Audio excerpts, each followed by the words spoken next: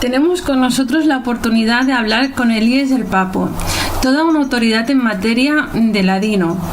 Eliezer Papo actualmente es docente del Departamento de Literatura Hebrea de la Universidad Ben Gurion en Beersheba y imparte cursos de lengua judeo-española, entre otras actividades. Hola, buenas tardes, Eliezer, ¿cómo estás? Buenas tardes, pues si estaba mejor no era bien. Gracias también por ofrecernos esta entrevista en ladino, lo cual es un verdadero placer. Y nos gustaría también empezar porque tú estuviste hace muy poco visitando nuestro país. Sí. Cuéntanos un poco de tu visita, por favor. Bueno, antes que todo, gracias por haberme invitado. Y en cuanto tiene que ver con la misión, fue una misión realmente, con 350 más o menos gente, que es un tipo de proyecto que pueden levantar en estos días solamente los judíos americanos. Quiere decir, es la asamblea de los cantores del movimiento reformista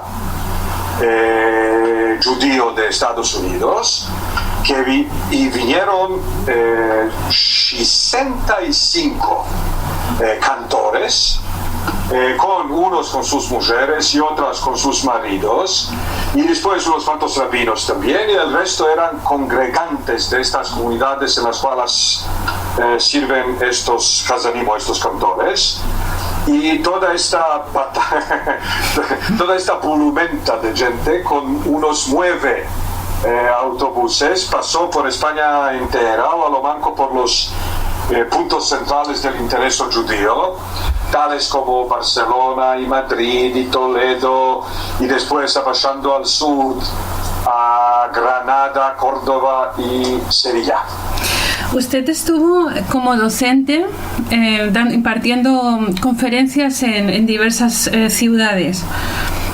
Sí, realmente a lo manco estos Hazanim, pero también el resto de los miembros de la misión sí que conocen ciertas creaciones literarias que fueron producidas en España judía durante lo que se llama el siglo de oro, porque en las comunidades sefaradíes es imposible de imaginar una fiesta judía sin que se canten canciones que fueron escritas entonces y ahí. Y muchas de estas hicieron sus caminos al repertorio litúrgico judío común. Así que todos los judíos, no solo los sefaradíes, sino que también los orientales y los ashkenazís, las van cantando, las canciones de Rabbi Abraham ibn Ezra y de Rabbi Yehuda Halevi y de Shemuel Anagid, o sea, ¿cómo se llama? Ibn Jabirol y el resto de la gente. Y entonces los interesaba siempre poner cara al texto que conocen, ir y ver y sentir y empezar un poco más sobre el contexto cultural y político en el cual fueron producidas estas canciones, que siguen cantándolas hasta el día de hoy. Muy interesante. Y un ejemplo de alguna canción que tenga alguna peculiaridad en este aspecto, que fue una canción producida y tenga algo que decir más allá de a lo mejor un simple romance entre dos enamorados o... Bueno, se trata de unas canciones que fueron escritas en hebreo y por esto hicieron parte de la liturgia todo judía, porque si se trataría de canciones producidas en judeo español, estas nunca hicieran sus caminos a la liturgia ashkenazí o la oriental. Okay. Así que bueno, tomaría, si quieres te puedo mandar unas traducciones judeo-españolas de estas canciones, como por ejemplo de la canción Ahot Ketana, la chica hermana de Rabbi Yehuda Halevi, que es un cordovero, ¿no? La que toma una metáfora del cante de los cantes o canción de las canciones, ¿no? O cantar, como se dice en latino, cantar de los cantares, sí, de la hermana chica, y lo convierte en una metáfora sobre el pueblo de Israel, cantando entonces sobre el pueblo oprimido que está esperando la salvación divina. Y esta canción hace parte de la liturgia nuevo anual de todos los sefaradí y todos los orientales. Quiere decir, el año nuevo empieza cantando esta canción, ¿no? El refrén de la canción es que se ateme el año con sus maldiciones y empiece año nuevo con sus bendiciones. Y por esto hace parte de la liturgia del nuevo año. Ok.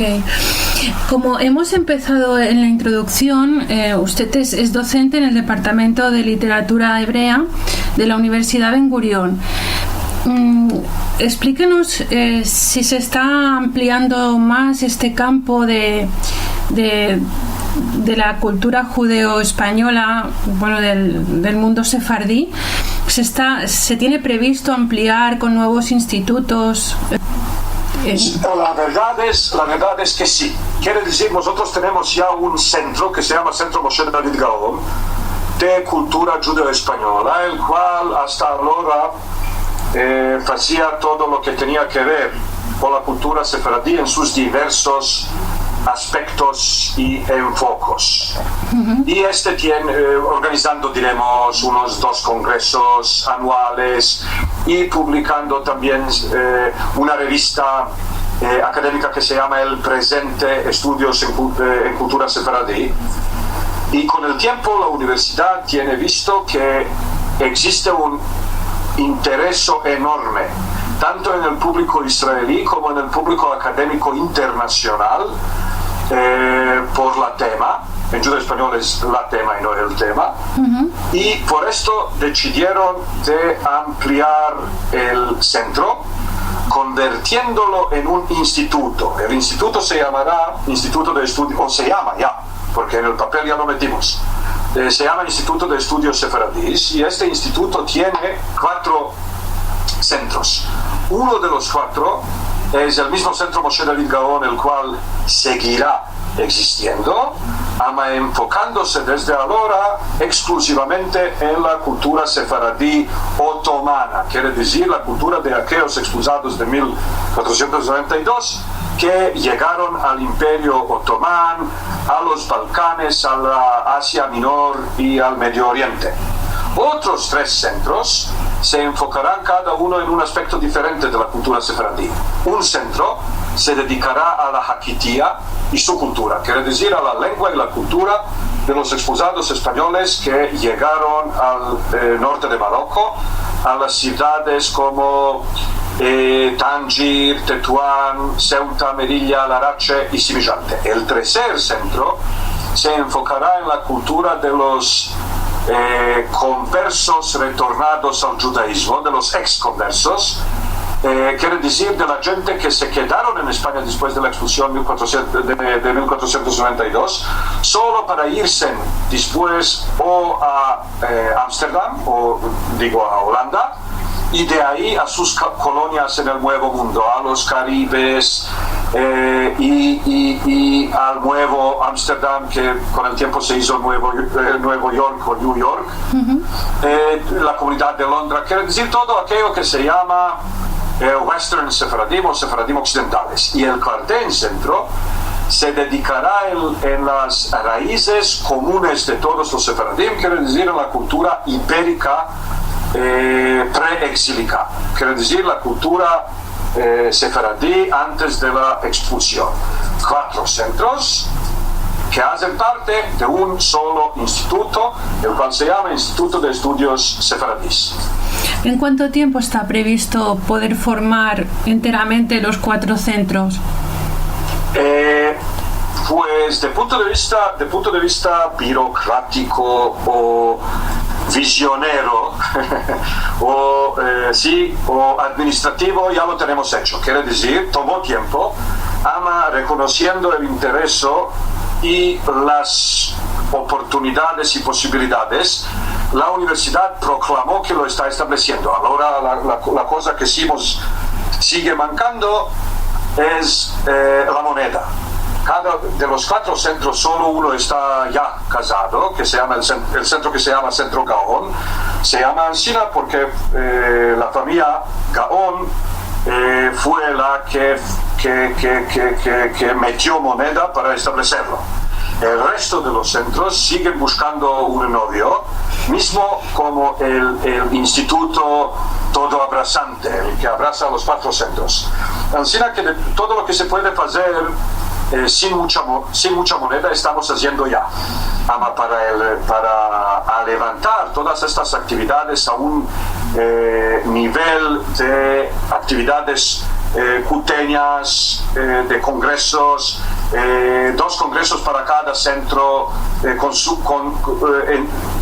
que hacían parte de su enfoque y todo esto. Bueno, para todo esto se necesita mucho más dinero de lo que tenemos ahora mismo. Así que esperamos de estrechar los pies según la longura del colchón. Es una impresión que parece que cada vez es más real, en el sentido de que parece que todo lo que es la cultura sefardí cada vez tiene un interés creciente en la sociedad. Parece que España entera pues tiene una red de juderías, se promueve todo lo que es el pasado sefardí, ¿no? ¿Es así? ¿Es una impresión equivocada o es que realmente hay más interés en cuanto a esta cultura? Pues sí que hay más interés, porque en el momento cuando los 2 mundos, el cristiano y el islámico, buscan maneras de coexistir, un grupo, sea pequeño como los sefaradim, que es igualmente conforme, ¿no?, en las 2 culturas, quiere decir que está totalmente en casa en la cultura islámica como en la cultura cristiana. Podría ser una llave del futuro, si queremos tener un futuro de paz y coexistencia de 3 culturas. Puede ser que a la gente de afuera de este contexto les parezca que estoy exagerando. Yo no conozco muchísimos grupos que pertenecen con misma sinceridad profunda a las 2 culturas y que estén igualmente, ¿cómo llamarlo?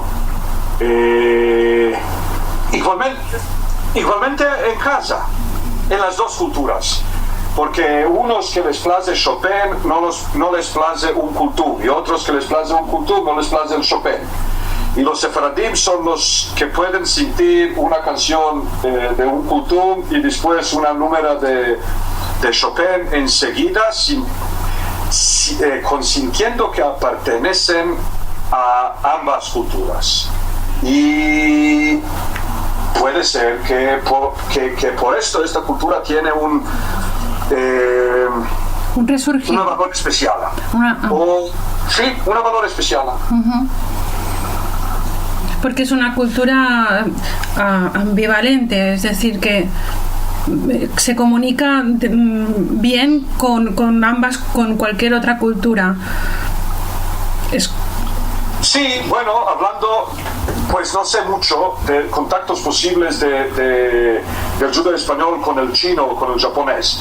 Hablando de nuestro mundo y de estas dos civilizaciones grandes, la islámica y la cristiana, o la cristiana y la islámica, el mundo sefaradí está en el ombligo de estas dos culturas, sintiéndose parte de los dos cuerpos al mismo tiempo. ¿Cuál es como experto en judío español, como experto en ladino, cuál es el futuro, cuál es el presente actualmente de este idioma del ladino y cómo vislumbras el futuro? Pues hay que separar entre la lengua y la cultura. Y es una cosa que muchos no lo saben hacer. El judeo español como lengua, en el tiempo, cuando hay lenguas que desaparecen, aunque tengan una nación, que tenga un país, que tenga una bandera y que lo sé yo, ¿no?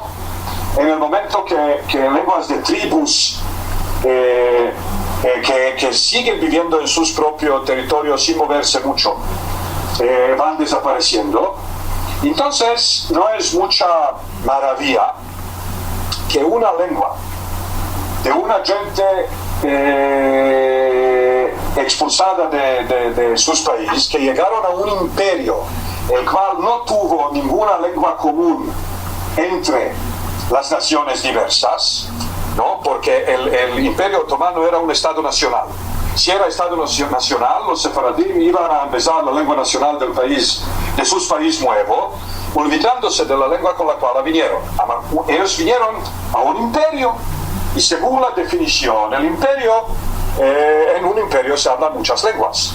Y todo el tiempo que existió el imperio, existió también la lengua de sus ciudadanos judíos. En el momento que empezó a deshacerse el imperio y empezaron a fraguarse y a establecerse unos estados nacionales, empezó también a desaparecer la lengua del elemento, ¿no?, judío. ¿Por qué? Porque en cada nación, especialmente en los estados cristianos como Serbia, Bulgaria y siguiente, y después al cabo del cabo tanto en Turquía, el elemento judío fue nacionalizado por medio de unas escuelas generales, y el primer paso de nacionalización fue asimilación lingüística. Cuando se toma en consideración también que en el Holocausto una mitad de los latinoparlantes fueron matados, que después del Holocausto, en 1948, la más grande parte de los sobrevivientes de las dos comunidades grandes de la vieja Bulgaria, donde los judíos sobrevivieron, y de Turquía, donde los judíos sobrevivieron, la más grande parte de los sobrevivientes vinieron a Israel. Israel era un país que fraguaba una identidad israelí todo abrazante, la cual anegaba totalmente las culturas diaspóricas particulares, la Ashkenazí como la Sefaradí como la Ashkenazí. Ansí que los que se quedaron en el norte de los Balcanes después del Holocausto no tuvieron más una base biológica de mantener una lengua étnica. Los que se quedaron en Turquía y en Bulgaria después de la masiva aliyá, de la masiva inmigración a Israel, tampoco tienen una base para una vida completa en esta lengua. Y tanto si la tuvieran, la cuestión es si los judíos preferirían de seguir manteniendo una identidad lingüística que los diferencia del resto de la población, o sí que abrazaban la lengua del país. No se puede saber. En cualquier caso, siendo que hoy en día no existe ningún Sefardistán en el cual los sefaradí latinoparlantes hacían un grupo mayoritario, siendo que en Israel la identidad judía de los sefaradí es mucho más importante que su identidad sefaradí, y ellos no viven aquí en unos barrios o unas ciudades exclusivamente sefaradíes, sino siendo judíos, van viviendo con el resto de judíos y casándose con ellos y entrevistándose con ellos. Entonces, ni en Israel ni en diáspora no existe más el barrio judío, el Maale judío, en el cual se hablaría exclusivamente judeo-español. Si el futuro de cualquier lengua depende del hardcore parlantes, quiere decir de los parlantes que no tienen otras opciones, sino siguen con su loyaltad entera, profunda, total, definitiva a una lengua sola, entonces el judeo-español como lengua hablada no tiene mucho futuro, siendo que hoy en día no existe ni una sola persona en el mundo mundial que hablase solamente judeo-español, ni una sola.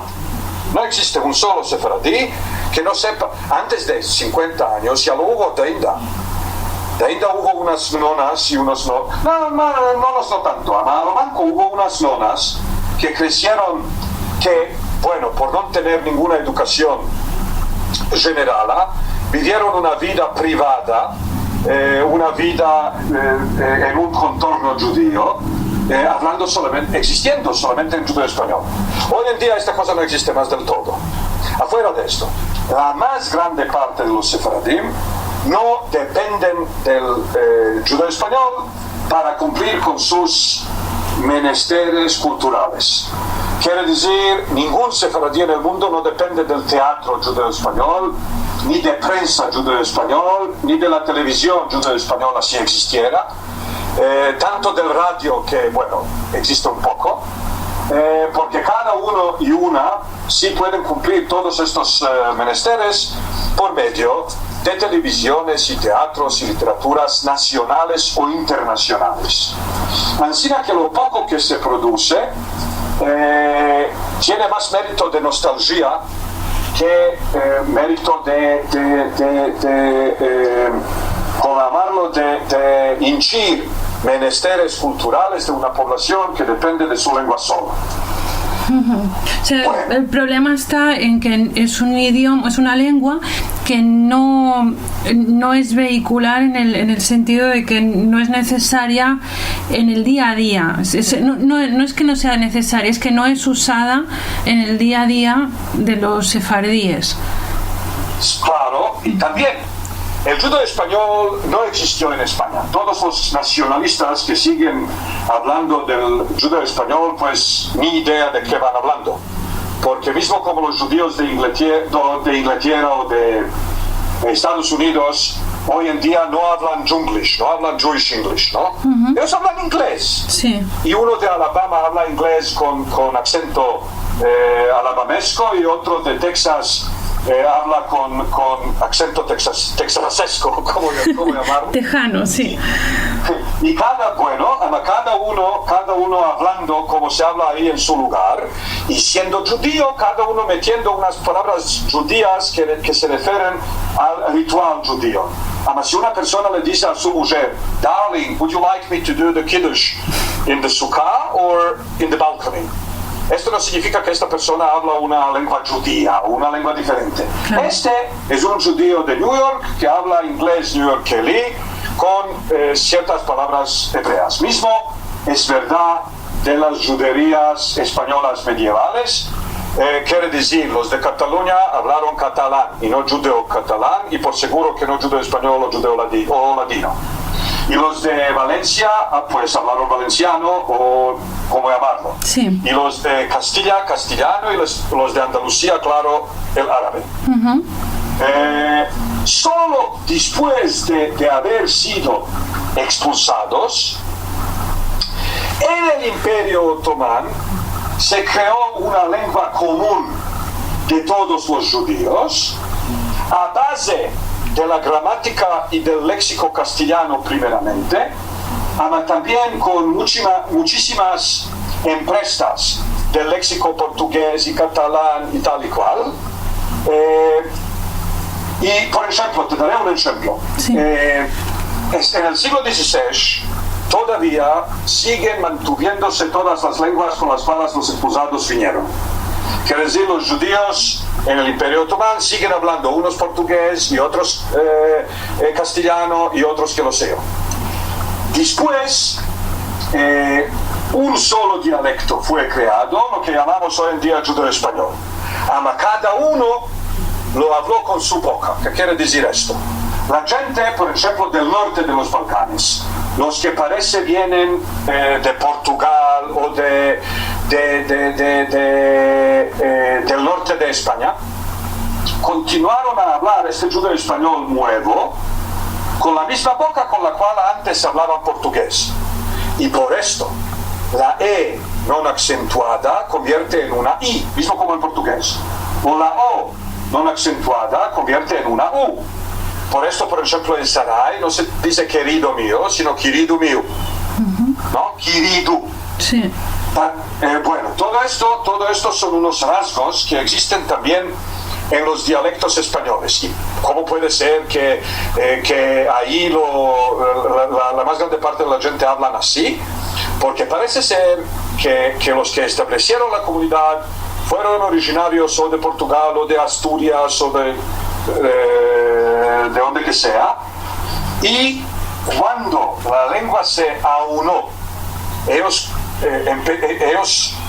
aceptaron la nueva lengua que les venía de Salónica y de Estambul, de una parte, ama de otra parte continuaron a hablarla con su aparato morfológico anterior, ¿no?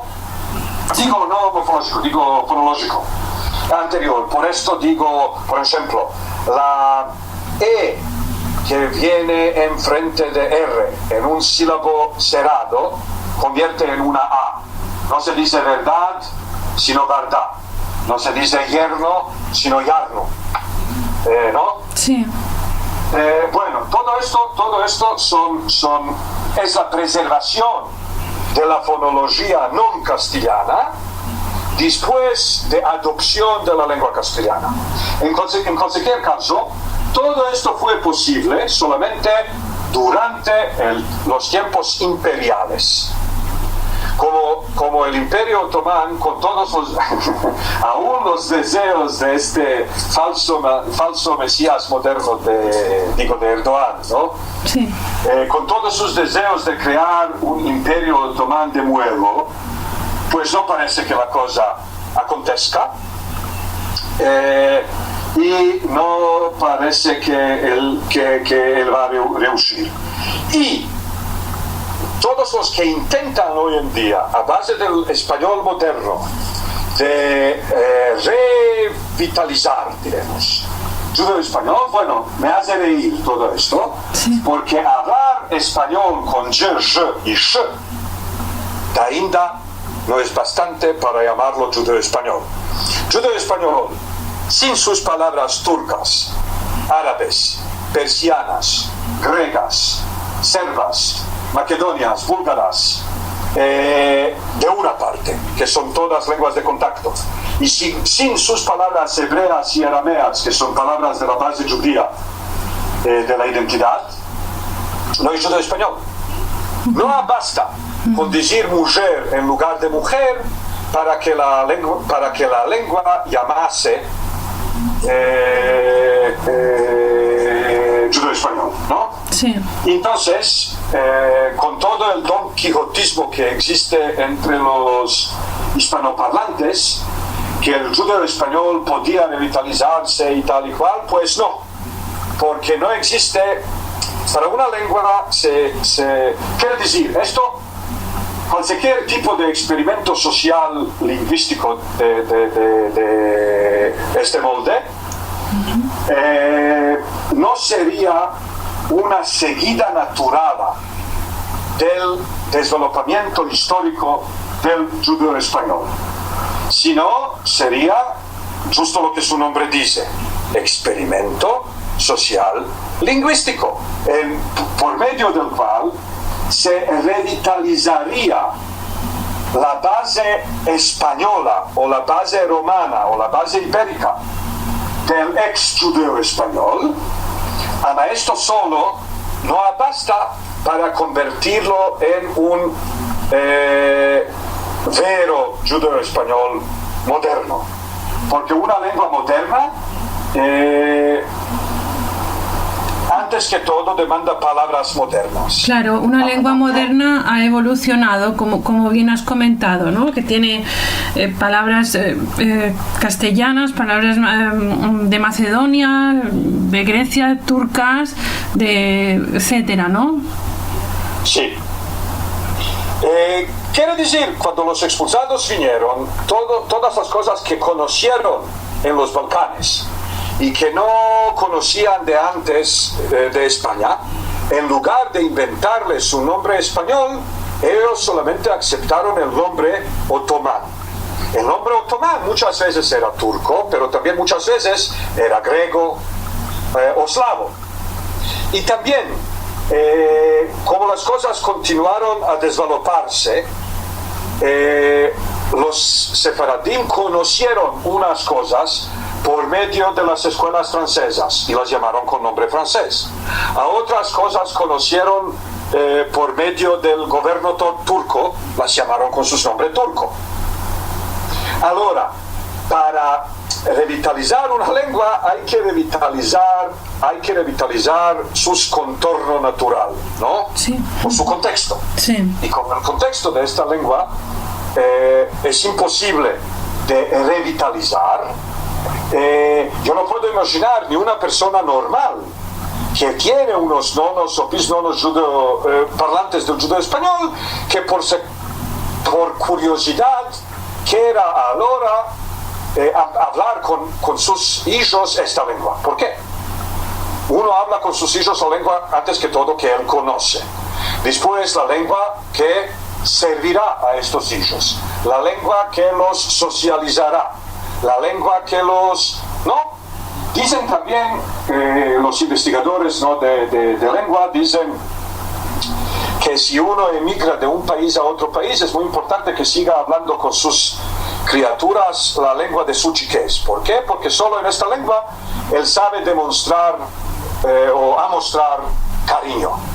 Porque una persona que se empezó una lengua de adulto, entonces no conoce palabras de cariño para los chicos en esta lengua. Y puede dar solo lo que recibió. Y como las palabras del cariño las recibió en su lengua propia, tiene que darlas también en su lengua propia. Ahora, diremos un israelí que ahora tiene 25 años y se casó y es de origen sefaradí, y mañana se casará con una sefaradía también, ¿y qué? ¿Se van a ir a un curso para empezar una lengua, para poder hablársela con sus hijos? ¿Dónde para dónde? Es totalmente, ¿cómo llamarlo?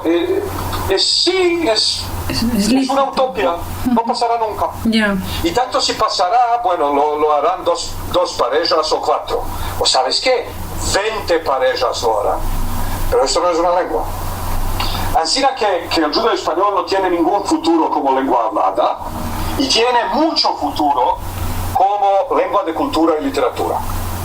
No hay que olvidarse que los judíos tienen una larga historia de seguir con textos escritos en la lengua que no es más lengua hablada.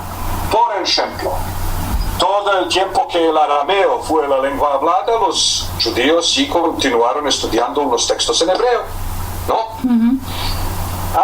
Los espiegaron en arameo. Así se creó el Talmud, el cual por la más grande parte no está escrito en hebreo sino en arameo. Después se murió el arameo. Esto no significa que se murió el Talmud. Y tampoco lo traducieron al Talmud, al judeo español o al yiddish o al árabe o al hebreo. No, continuaron a estudiarlo en arameo, aunque sea que no hablan más arameo.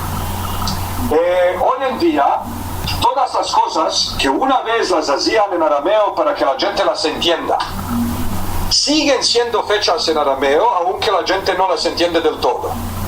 No se puede imaginar un periodo de luto en una casa judía sin el Kaddish.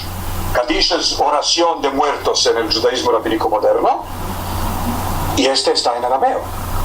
O por ejemplo, un matrimonio religioso no puede fondarse sin una ketubá, sin un contrato, y el contrato está en arameo, y así la semejante. Ahora, el judeo español no hace parte del, ¿cómo llamarlo?, del repertorio litúrgico.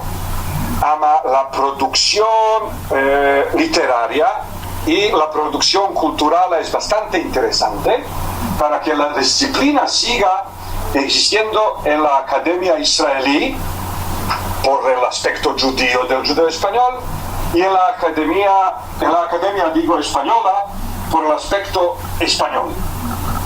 Y de ahí vendrán todo modo de comentarios y declaros y espiegos y interpretaciones.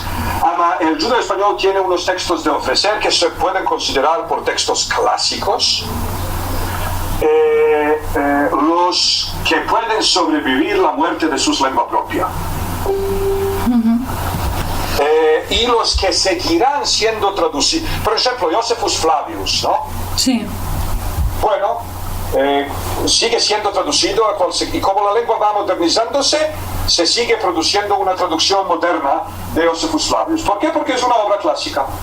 Y el judeo español también tiene muchas obras clásicas y muchas obras esotéricas, y las clásicas seguirán siendo traducidas a todas las lenguas, y las esotéricas seguirán siendo enfoque de la investigación académica, y esto no debe pararse nunca. Quiere decir, esto es una cosa que puede seguir otros 1000 o otros 5000 años. Ahora, lo interesante es el desarrollamiento del judaísmo americano.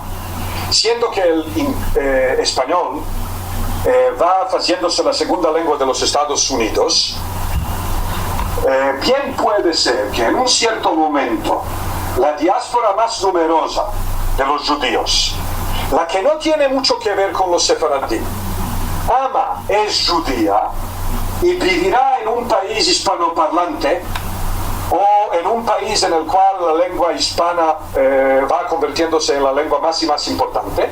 Puede ser que estos adoptarán ciertos aspectos o ciertas obras o ciertos manaderos de la cultura sefaradí como suyos propios. ¿Por qué? Porque de una parte, si ellos no hablan español, sus hijos o sus nietos sí lo hablarán. Y de otra parte, se trata de una cultura judía que fue producida en un contexto abierto que es mucho más relevante. La cultura sefaradí es mucho más relevante para el judaísmo americano que la cultura de la Europa del Este. Y bien hicieran los judíos americanos si revisaban los manaderos de esta cultura y los adoptaban poco a poco, haciéndolas parte de su propio patrimonio. ¿Por qué? Porque esta cultura fue producida de una parte en la España de tres culturas y después en el Imperio Otomán de las tres culturas, en una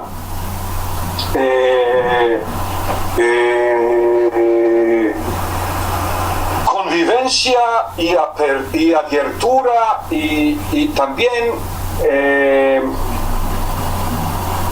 sin gueto. Ok, ¿no? Sí, abiertas. Sí. Eliezer, es muy... Bueno, creo que el tema da para muchísimo, para horas de escuchándote, porque bueno, eres un gran experto en la materia, creo que eres de la mayor autoridad en esta materia. Y bueno, para nosotros es muy importante que nos hayas comentado cuál fue el pasado y cuál será el futuro que se enmarca más dentro de un ámbito académico, como bien has dicho. Nos queda darte las gracias por esta masterclass, bueno, por esta entrevista tan buena que nos has ofrecido. Y bueno, te estamos agradecidos.